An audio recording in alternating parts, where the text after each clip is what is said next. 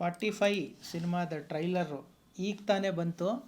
Trailer ನೋಡಿದಾಗ ತುಂಬ ಇಷ್ಟ ಆಯಿತು, ತುಂಬ ಚೆನ್ನಾಗಿದೆ ಅಂತ ಅನಿಸ್ತು. ಎಕ್ಸ್ಪೆಷಲಿ ಫಸ್ಟು ಅಪ್ರಿಷಿಯೇಟು ಅರ್ಜುನ್ ಜನ್ಯ ಅವ್ರಿಗೆ ಮಾಡಬೇಕಂತ ಅನಿಸ್ತು. ಯಾಕೆಂದರೆ ಫಸ್ಟ್ ಟೈಮ್ ಡೈರೆಕ್ಷನ್ ಮಾಡ್ತಾಯಿರೋ ಒಬ್ಬ ಡೈರೆಕ್ಟ್ರು ಈ ಲೆವೆಲ್ಲಿಗೆ ಒಂದು ಔಟ್ಪುಟ್ ಅಚೀವ್ ಮಾಡಿದಾರಲ್ಲ, ಅದು ತುಂಬ ಖುಷಿ ಆಯಿತು.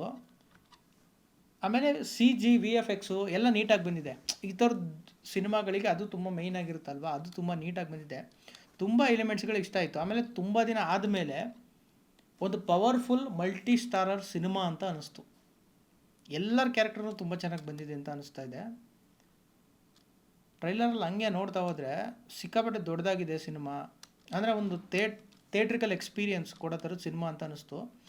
ಇದೆಲ್ಲ ನೋಡಿದಾಗ ಟೆಕ್ನಿಕಲಿ ತುಂಬ ಚೆನ್ನಾಗಿ ಬಂದಿದೆ, ಅಂದರೆ ತುಂಬ ಗ್ರ್ಯಾಂಡಾಗಿರುತ್ತೆ ಅಂತ ಅನ್ನಿಸ್ತು. ಅದೇ ಥರ ಇದು ಹೆಂಗೆ ಪವರ್ಫುಲ್ಲಾಗಿ ವಿಜುವಲ್ಸ್ ತೋರಿಸ್ತಿದ್ದಾರಲ್ಲ, ಸಿನಿಮಾದ ಕತೆ ಕೂಡ ಅಷ್ಟೇ ಪವರ್ಫುಲ್ಲಾಗಿ, ಸ್ಕ್ರೀನ್ ಪ್ಲೇನೂ ಅಷ್ಟೇ ಪವರ್ಫುಲ್ಲಾಗಿದ್ದರೆ ಸಿನಿಮಾ ಪಕ್ಕ ಏನೋ ಒಂದು ಆಗುತ್ತೆ ಅಂತ ಅನ್ನಿಸ್ತಾ ಇದೆ. ಅದೇ ಇಲ್ಲಿ ಪ್ರತಿಯೊಂದು ಕಾಸ್ಟ್ಯೂಮು ಪ್ರತಿಯೊಂದೂ ಚೆನ್ನಾಗಿದೆ. ಆಮೇಲೆ ಎಲ್ಲ ಹೀರೋಗಳದ್ದು ಅವರ ಪರ್ಫಾರ್ಮೆನ್ಸ್ ನೆಕ್ಸ್ಟ್ ಲೆವೆಲ್ ಮಾಡಿದ್ದಾರೆ ಈ ಸಿನಿಮಾದಲ್ಲಿ ಅಂತ ಅನ್ನಿಸ್ತು. ಅವ್ರನ್ನ ಸರಿಯಾಗಿ ಬಳಸ್ಕೊಂಡಿದ್ದಾರೆ. ಆಮೇಲೆ ಜಿದ್ದ ಇದೆ ನೋಡಿ. ಆಮೇಲೆ ಉಪೇಂದ್ರ ಅವ್ರದ್ದು ಈ ಥರದ್ದೊಂದು ಶಾರ್ಟು, 3 ಜನನೂ ಆ್ಯಕ್ಟಿಂಗ್ ತುಂಬ ಚೆನ್ನಾಗಿ ಮಾಡಿದ್ದಾರೆ. ಇಲ್ಲಿ ನೋಡಿ ನೀವು ಎಷ್ಟು ಡೀಟೇಲಿಂಗಾಗಿ ವರ್ಕ್ ಮಾಡಿದ್ದಾರೆ ಅನ್ನೋದಕ್ಕೆ. ಹಿಂಗೆ ಹೊಡಿತಾರೆ, ಇಲ್ಲಿ 40 ಕೀಬೋರ್ಡಲ್ಲಿ 45 ಅಂತ ಬಂದಿದೆ, 45 ಸಿನಿಮಾ ಟೈಟ್ಲು. ಸೊ ಇಲ್ಲಿ ಆಲ್ರೆಡಿ ವೈರಲ್ಲು, ಸೊ ತುಂಬ ಡಿಫ್ರೆಂಟ್ ಆಗಿದೆ ಉಪೇಂದ್ರ ಅವ್ರದ್ದು ಬೈಕು ಅನ್ನೋ ಥರ.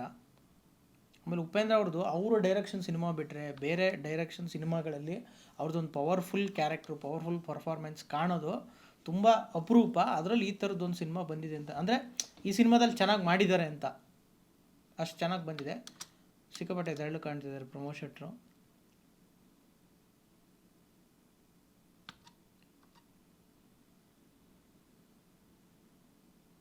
ಆಮೇಲೆ ವಾರ್ ಸೀಕ್ವೆನ್ಸ್ ಸಿಕ್ಕಾಪಟ್ಟೆ ಇದೆ ಅಂತ ಅನಿಸ್ತಾ ಇದೆ, ಆ್ಯಕ್ಷನ್ ಸಿಕ್ಕಾಪಟ್ಟೆ ಇದೆ ಅಂತ ಅನಿಸ್ತಾ ಇದೆ.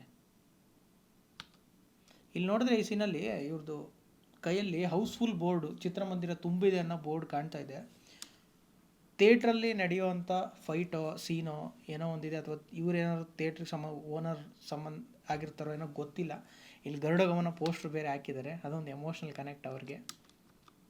ಉಪೇಂದ್ರ ಅವ್ರ ಪರ್ಫಾರ್ಮೆನ್ಸ್ ತುಂಬ ಇಷ್ಟ ಆಯ್ತು ನನಗೆ. ಕ್ಯಾರೆಕ್ಟ್ರು ಅದು ಇದು ಎಲ್ಲ ಜೊತೆಗೆ ನಾಯಿ ಬ್ಯಾಕ್ಗ್ರೌಂಡು ಥರ ಡಾನ್ ಥರ ರೌಡಿ ಥರ ಕಾಣಿಸ್ತಾ ಇದ್ದಾರೆ, ವಿಲನ್ ಥರ ಕಾಣಿಸ್ತಾ ಇದ್ದಾರೆ. ಆ ಕ್ಯಾರೆಕ್ಟ್ರೂ ಅಷ್ಟೇ ಪವರ್ಫುಲ್ ಆಗಿದೆ. ರಾಜ್ ಬಿ ಶೆಟ್ಟಿ ಅವ್ರದ್ದು ಕ್ಯಾರೆಕ್ಟ್ರ್ ಚೆನ್ನಾಗಿದೆ, ಬಟ್ ಎಲ್ಲೋ ಇನ್ನು ಹಳೆ ಸಿನಿಮಾ ನೋಡಿದ್ದೀವಲ್ಲ, ಒಂದು ಮೊಟ್ಟೆ ಕತೆ ಆಗಿರ್ಬೋದು, ಆಮೇಲೆ ಗುಬ್ಬಿ ಮೇಲೆ ಬ್ರಹ್ಮಾಸ್ತ್ರ ಅಂತ ಒಂದು ಸಿನಿಮಾ ಬಂದಿತ್ತು, ಆ ಸಿನಿಮಾದಲ್ಲೆಲ್ಲ ಆ್ಯಕ್ಟ್ ಮಾಡಿದಾರಲ್ಲ, ಸೊ ಅದೇ ಥರ ಅಂತ ಸ್ವಲ್ಪ ಅನ್ನಿಸ್ತು. ಇದು ಬಿಡಿ next level. Next level 125 130 cinema ಮಾಡಿರೋ ಶಿವಣ್ಣನ ಒಂದು ಹೊಸ ಲುಕ್ಕಲ್ಲಿ ಪ್ರೆಸೆಂಟ್ ಮಾಡಿದ್ದಾರೆ ಈ ಸಿನಿಮಾದಲ್ಲಿ.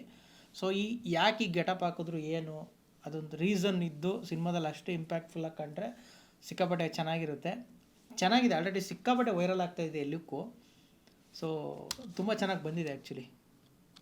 ಅದೊಂದು ಸರ್ಪ್ರೈಸ್ ಎಲಿಮೆಂಟ್, ಯಾರು ಎಕ್ಸ್ಪೆಕ್ಟೇ ಮಾಡೋಕ್ಕಾಗಲ್ಲ. ಹಂಗೆ ತೋರಿಸಿರ್ತಾರೆ ಹಿಂಗೆ ತೋರಿಸಿರ್ತಾರೆ ಅಂತ ಏನೇನೋ ಅಂದ್ಕೊಂಡಿರ್ತೀವಿ, ಬಟ್ ಹಿಂಗೆ ಹಿಂಗೂ ತೋರಿಸಿದ್ದೀನಿ ಅನ್ನೋ ಥರದ್ದು ಅರ್ಜುನ್ ಜನ್ಯ ಪ್ರೂವ್ ಮಾಡಿದ್ದಾರೆ. ಅದೇ ಡಿಸೆಂಬರ್ 25 ಸಿನಿಮಾ ರಿಲೀಸ್ ಆಗ್ತಾಯಿದೆ. ಸದ್ಯ ಕನ್ನಡ ಸಿನಿಮಾಗಳಿಗೆ ಒಂದು ಗೆಲುವು ಬೇಕು. ಆ ಗೆಲುವು 45 ಮೂಲಕ ಸಿಗುತ್ತೋ ಇಲ್ಲ ಗೊತ್ತಿಲ್ಲ.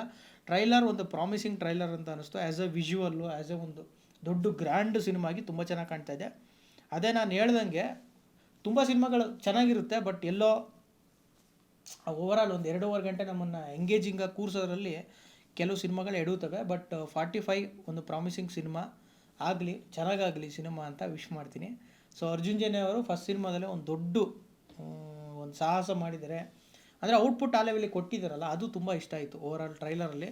ಸೊ ಟ್ರೈಲರ್ ನೀವು ನೋಡಿದ್ರೆ ನಿಮ್ಗೇನು ಅನ್ನಿಸ್ತು ಅಂತೇಳಿ ಕೆಳಗಡೆ ಕಮೆಂಟ್ ಹಾಕಿ. ಸೊ ನನಗನ್ಸಿದ್ದನ್ನು ನಾನು ಹೇಳಿದ್ದೀನಿ. 25ನೇ ತಾರೀಕು ಸಿನಿಮಾ ರಿಲೀಸ್ ಆಗ್ತಾಯಿದೆ. ಆಲ್ ದ ಬೆಸ್ಟ್ ಎಲ್ಲ ಟೀಮ್ಗೆ, ಒಳ್ಳೆಯದಾಗಲಿ.